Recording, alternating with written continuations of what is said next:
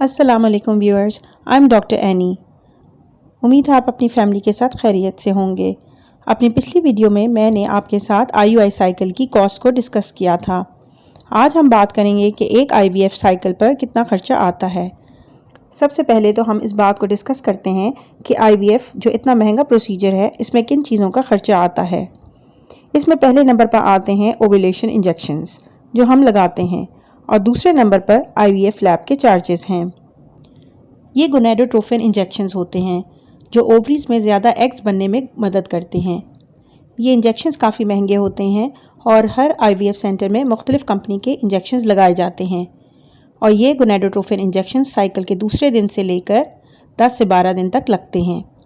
हर centre का IVF cycle का अलग अलग प्रोटोकॉल होता है और हर खातून की अपनी अपनी ज़रूरत होती है इन इंजेक्शंस की, और ये डिपेंड करता है कि फ़ीमेल की एज क्या है, हार्मोन लेवल्स क्या हैं और इनके ओवरीज में कितने फॉलिकल्स बन रहे हैं। तो इनका खर्चा तकरीबन 1.5 से 2-2.5 लाख तक आता है। हर IVF सेंटर में अलग अलग कंपनी के इंजेक्शंस लगाए जाते हैं, इसलिए हर सेंटर में इनकी कीमत में थोड़ा फ़र्क होता है।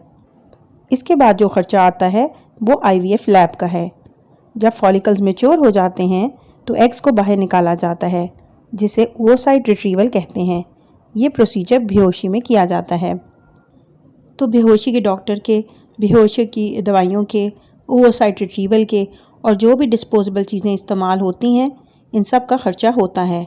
इसके बाद एम्ब्रियोलॉजिस्ट एग्स और स्पर्म्स की फर्टिलाइजेशन एम्ब्रियो लैब में करता है, तो एम्ब्रियोलॉजिस्ट का खर्चा होता है, डिस्पोजेबल मटेरियल का खर्चा, और इसके अलावा जो ICSI या ब्लास्ट बनाने का प्रोसीजर किया जाता है, इसका खर्चा होता है। इसके बाद जो आखिरी प्रोसीजर होता है वो है एम्ब्रियो ट्रांसफ़र, जिसमें जो एम्ब्रियो ब्लास्ट बने होते हैं इनको यूट्रस में इम्प्लांट किया जाता है, तो इसका भी खर्चा होता है। ये सब एम्ब्रियोलॉजी लैब के खर्चे हैं। तो एम्ब्रियोलॉजी लैब का खर्चा भी तकरीबन 2.5 से 3 लाख तक आता है, और ये अलग अलग सेंटर्स में अलग अलग होता है। तो इस तरह एक IVF साइकिल पर तकरीबन 4 से 6 लाख तक का खर्चा होता है। कई बार आप कोई एडवर्टीजमेंट देखते हैं कि 1.5-2 लाख से 3 लाख में आपका IVF किया जाएगा। आप रजिस्ट्रेशन तो करवा देते हैं, लेकिन बाद में आपको पता चलता है कि इन पैसों में कंसल्टेशन और अल्ट्रासाउंड के अलावा या तो इंजेक्शंस का अलहदा पे करना पड़ता है या लैब का, यानी बहुत सारे हिडन चार्जेस बाद में निकल आते हैं। तो बेहतर है कि आप जब भी किसी IVF सेंटर में जाएं तो IVF का टोटल पैकेज पूछें कि आया इसमें ब्लड टेस्ट शामिल है, डॉक्टर कंसल्टेशन है, लैब चार्जेस और इंजेक्शन शामिल हैं। इन सब का टोटल खर्चा पूछ कर ही रजिस्ट्रेशन करवाएं। अब बात करते हैं एम्ब्रियो फ्रीजिंग की। IVF साइकिल का सक्सेस रेट 50 से 60% है, तो ज़रूरी नहीं है आपका पहला साइकिल ही कामयाब हो। अगर आपने बचे हुए एम्ब्रियोज फ्रीज करवा लिए थे, तो अगर एक साइकिल फेल भी हो जाए तो नेक्स्ट IVF साइकिल बहुत कम पैसों में हो जाएगा, क्योंकि दोबारा से आपको ना इंजेक्शंस लगेंगे और ना लैब का खर्चा देना पड़ेगा।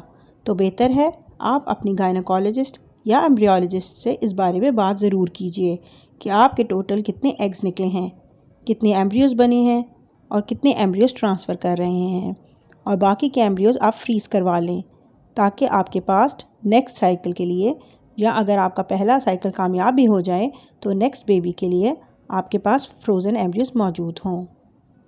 उम्मीद है आपको मेरी आज की वीडियो से IVF की टोटल कॉस्ट का अंदाज़ा हो गया होगा। अगर आपको आज की वीडियो पसंद आई है तो वीडियो को लाइक करें, मेरे चैनल को सब्सक्राइब करें, और अगर आप चाहते हैं कि मैं किसी ख़ास टॉपिक पर वीडियो बनाऊं तो कमेंट सेक्शन में अपनी राय का इजहार ज़रूर कीजिए। शुक्रिया। अल्लाह हाफ़िज़।